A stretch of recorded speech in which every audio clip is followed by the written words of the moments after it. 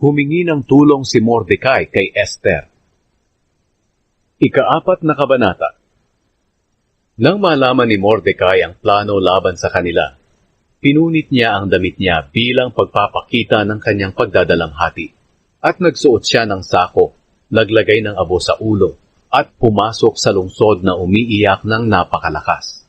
Pero hanggang doon lang siya sa labas ng pintuan ng palasyo, dahil hindi pinapayagang pumasok sa palasyo ang nakasuot ng sako. Ang mga Hudyo sa bawat probinsya na nakarinig sa utos ng hari ay nagsipag-ayuno, nag-iyakan ng napakalakas, at nanaghoy. Marami sa kanila ang nagsuot ng sako at humiga sa abo.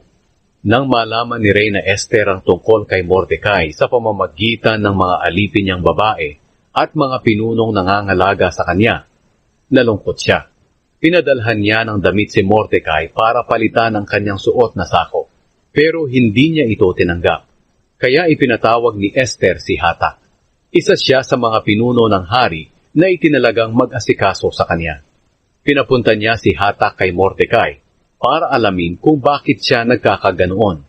Kaya pinuntahan naman ni Hatak si Mordecai sa plaza ng lungsod na nasa harap ng pintuan ng palasyo.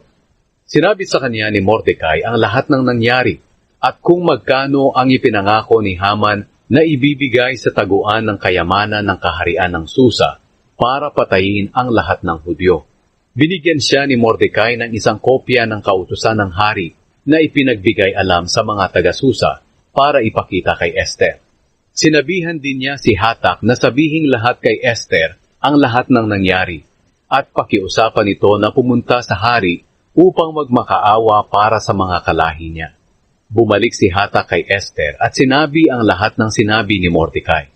Pinabalik muli ni Esther si Hatak kay Mordecai at ipinasabi ang ganito.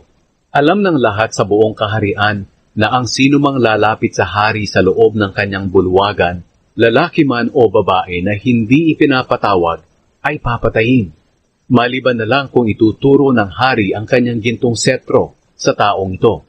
At 1 buwan na akong hindi ipinapatawag ng hari.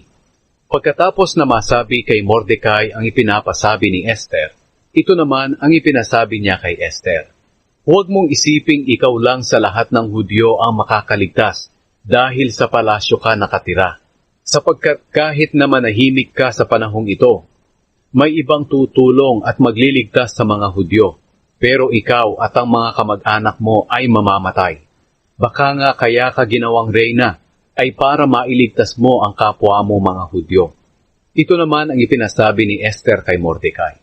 Humayo ka, tipunin mo ang lahat ng Hudyo na nandito sa Susa at mag-ayuno kayo para sa akin.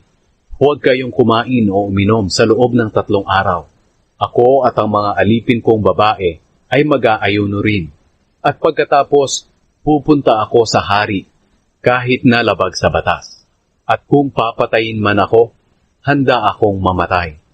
Kaya umalis si Mordecai, at ginawa niya ang ipinapagawa ni Esther.